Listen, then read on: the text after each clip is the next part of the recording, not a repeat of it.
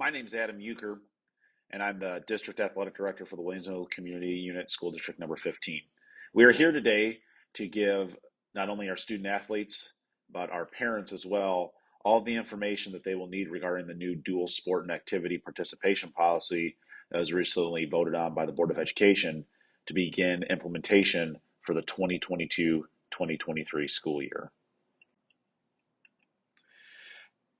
As we stated, this policy will begin with the 2022-2023 school year, and all students in grades 6 through 12 will be given the opportunity to participate as dual sport and/or activity team members. This process took about 2 years for us to get here, and we started examining it as we were going through the COVID-19 pandemic. And we made a slight adjustment during the 21-22 school year, where if there was overlap between sports, a student athlete could participate in practices while their other sport was still going on. For example, if a high school football player was in a deep playoff run, they would be able to go and participate at basketball practice and or wrestling practice so that they would not be behind when their next sport started. Well, as we saw the success of that particular adjustment to our activity code and handbook, the athletic department began to examine how dual sport participation would look here in the Williamsville School District. What we ended up doing was we reached out to 41 schools, 39 of them responded, and about 85%, which was 33 schools of the 39 that responded, allow some form of dual sport and or activity participation. Once we saw that a lot of local schools, a lot of schools that we compete against, allow this, we felt that it was in the best interest of the athletic department and our student athletes to begin investigating this policy a little bit more in depth. Once we determined that this was the direction we wanted to go, all of the head coaches of our programs throughout the junior high and high school met. We examined several different policies and procedures from schools, and we melded them together to come up with the policy that you're going to see here shortly. Now, some students will have the talents and the abilities in which that they have a desire to contribute to one team in a particular athletic and or activity season, and both teams could benefit. So this may not be for everyone, but for those that want to investigate it and try it, we feel that it is in their best interest to allow that. The important thing, though, is that it's not going to work in all situations, and therefore this is going to be viewed on a case-by-case basis, where it works for some sports and or activities and may not work for others. So we just want everyone to understand that it's not going to be feasible across the board for all of our various athletic and activity programs within the school district. First thing that's going to happen is that they will have to fill out a request form from the athletic director. This form must be submitted at least 2 weeks prior to the start of the first day of practice for the sport and or activity that begins first. Obviously, there's different start dates, both in the IESA and IHSA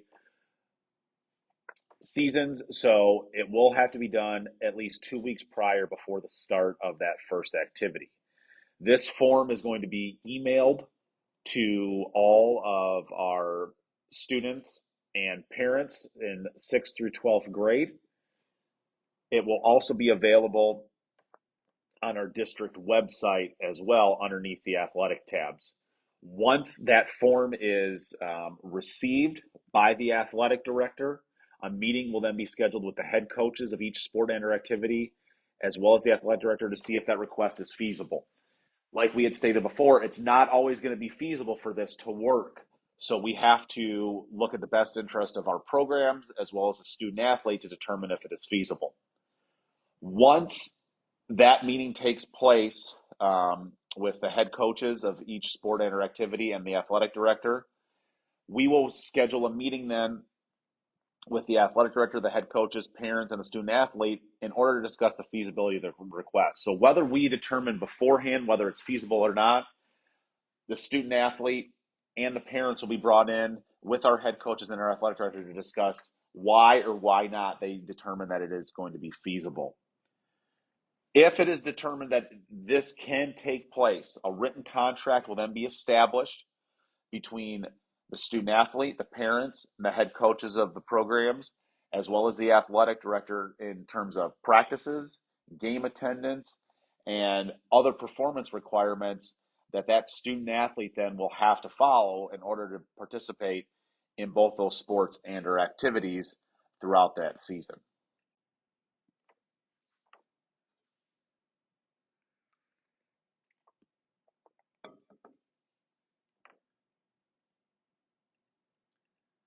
Once the feasibility is determined that will work and that the student athlete will be able to participate in either that dual sport and or activities during that season that they choose, the student athlete is going to have to designate their primary sport and or activity before the beginning of the first appointed date of practice that's either set by the IESA or IHSA for that particular season that they are participating.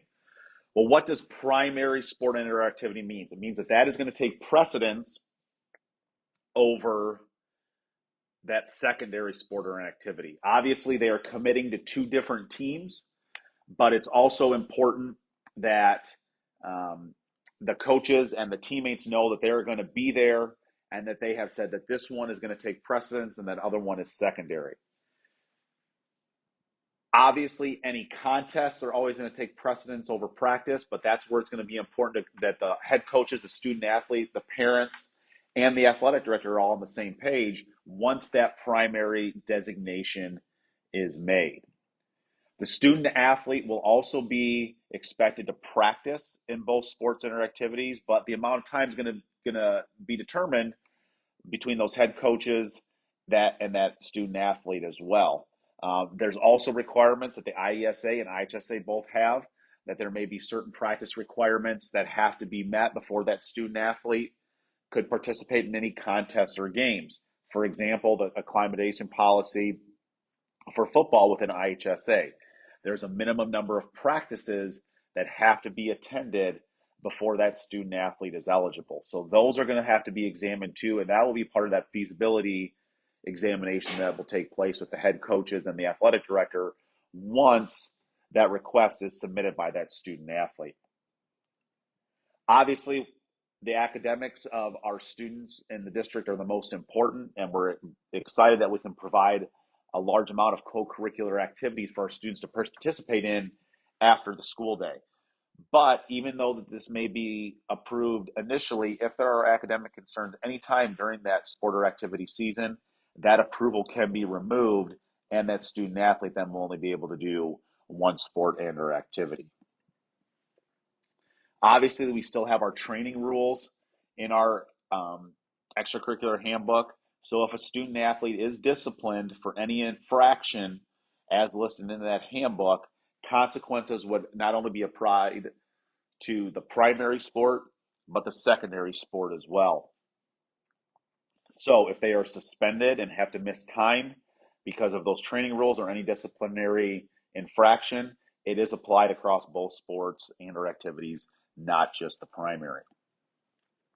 As we stated previously, a dual sport and or activity team member is committing to two teams, and they are committing to not only those coaches, but those other teammates as well. And if they decide to quit, there could be harm done to those particular teams and or programs. So if a dual sport athlete or activity member quits after the first contest, they may not be given consideration for the remainder of their careers to be able to participate again.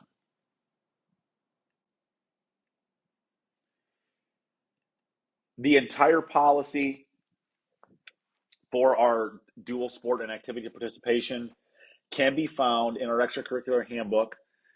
This was just an overview, the high points of it, but if you'd like to read over it further and know word for word what the policy says, that can be found on page 3 of our handbook, which is underneath the documents section of our website, WCSD15.org. When a student decides to participate in both a, a sport and or activity in the same season, they will be required to pay that activity fee for each of those.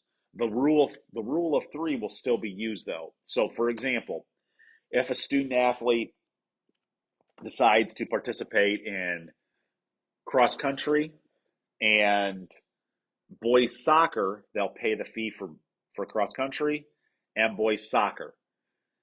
When they get to their next sport or activity, they will not have to pay then because that rule of three will be met.